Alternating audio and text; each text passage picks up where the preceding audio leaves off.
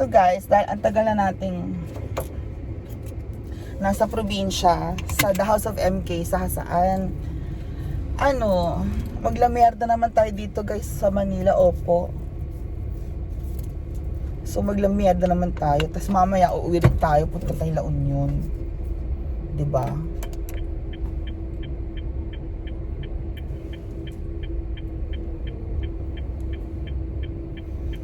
Siyempre, malalaki tayo. Malalaki tayo mga taga dito sa Maynila. Charot lang. Mamaya sabihin niya sa akin, malandi ako. Malandi naman talaga ako.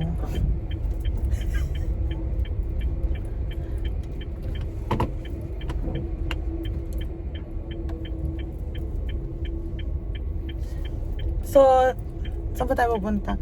Sabi ni Ate Gina, kasi matagal na daw kaming walang banding. Ano daw? Punta daw kami sa sa Tapsihan.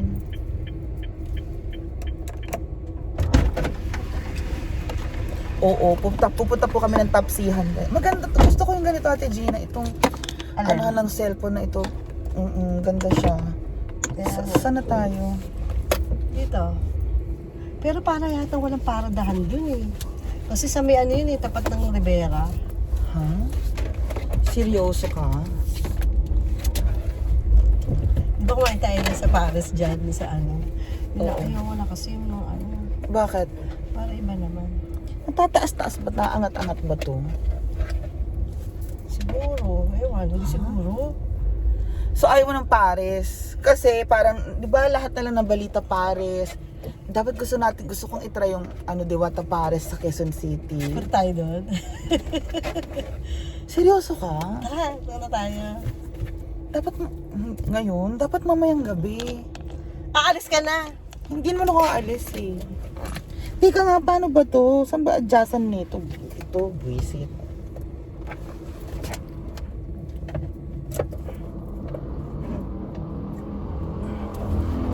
Ayan.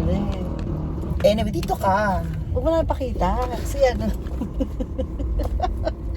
Hanapin mo lipstick. Magli-lipstick ako at Ate Gina. Asan ba? Diyan lang. Mag-withdraw muna ako. Dala mo. May gasolina naman to. Saan na lipstick? Andiyan, hanapin mo. So yun na nga guys. Maghanap ka na ng Paris. Tignan mo naman ang ulap. Parang umitim. Ay, iskara. Iskara yan. Ay, naku, Mia. Ayoko na. Uy, parang ang tagal ko nang ginagmaneho ng kotse. Motor-motor lang kasi ako dun sa probinsya. Wala, Mia. Hindi ko alam mo. Alam mo, Ate Gina, namimiss ko yung pikanto ko. Alam mo, nagsimula kasi lahat yan sa sa pagbenta ko ng pikanto. Kasalanan ni Ate Carms yan eh. Wala rito. Alam mo kung bakit? Kasi pinilit niyang ibenta yung kotse. Magkano na naman nabenta ko dun sa kotse, te?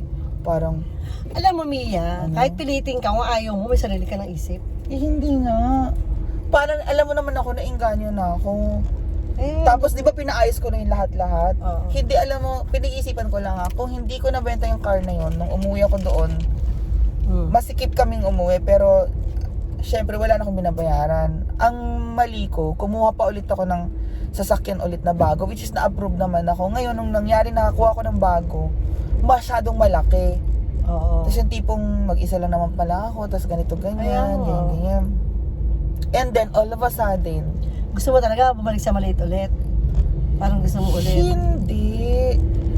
Doon ako nagkaroon ng, yung masyadong ginusto ko yung malaking bagay na to, na hindi naman pala dapat. Exactly. Hindi pala dapat kasi hindi rin siya applicable. Kaya Kung tutuusin, okay na sana ako sa coaching maliit ulit. Or kahit SUV maliit. Oo. Char! Hindi ko na sinisisi natin. As nangyari na yun, no? Siyempre, naisip ko lang. And then, nung nangyari, nabenta ko yung kotse na orange. Yun, nakapagbahay na ako. Ang tagal-tagal ko ng gusto magbahay or bumili ng lote or magbahay.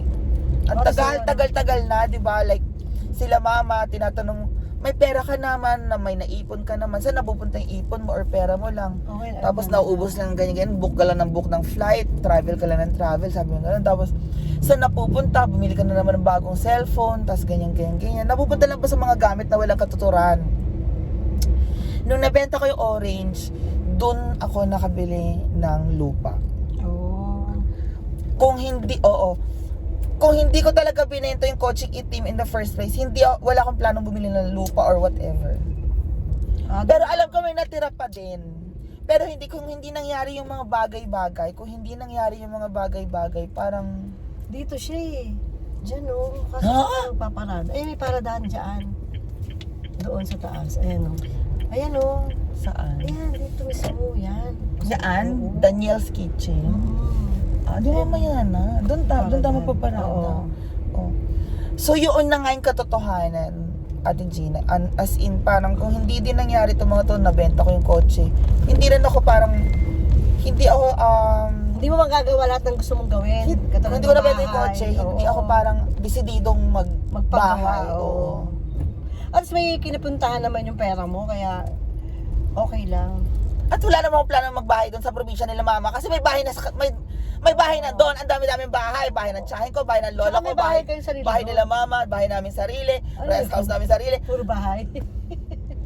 Yung maiba naman na lugar, yung ibang lugar naman, O yung malayo ka. Isasakay ka ng aeroplano. Yan, oo. Parang mga Cebu naman kasi wala naman akong mga barka-barkada doon kasi Omega namin doon si Mama Bea nasa Japan. Yung kung saan may barkada ka din, yun maganda, doon ka magandang magstay. Wala naman sa totoo lang po wala naman akong barkada sa La Union. Mga pinsan-pinsan lang ang meron ako doon. Correct. Nakasawa naman makipag-inuman sa mga pinsan-pinsan mo kasi Diyos ko, bubuhay mo na sila kasama, sila pa rin ang kainuman mo. Tapos mag-okasyon Yung mga barka-barkada naman na pwede mong kachika-chika, yung bago naman. Ganyan. Yung ang barkada kasi may iba kayong mapag-uusapan, experience nila, mga ganyan-ganyan. Uy, pre, ganyan-ganyan. Hoy, talaga ba? Or ganun-ganun. Or pwedeng kalandian, ganun. Siyempre, hindi naman pwedeng kalandian ng pinsan mo. Kaya magbabahay ka, kalandian mo, pinsan mo. Ano ba naman yan? Diba? So, yun na nga, ganun ang nangyari. Anyway, masaya naman ako dun sa bahay ko, sa The House of MK. Siya ang ganda ng bahay. Nakita ko talaga. Ako naman nag-design talaga nun. Ganda. Wala, parang isang taon na akong di nagmamaneho. Kaga. Di, nung huling umuwi ako, minaneho ko yung Everest. Wala lang. Pero hindi pag nasa dugo mo na yung pagmamaneho, nasa mata mo na yun. Alam mo, hindi na mawawala. Para pag natuto ka ng magbisikleta, marunong ka na. Eto, hindi kami pumasok kanina dito nung taxi driver, inaayos yung kalsada. Di bumalik kayo doon sa kabila? Kung saan kami umikot, dito kami umikot.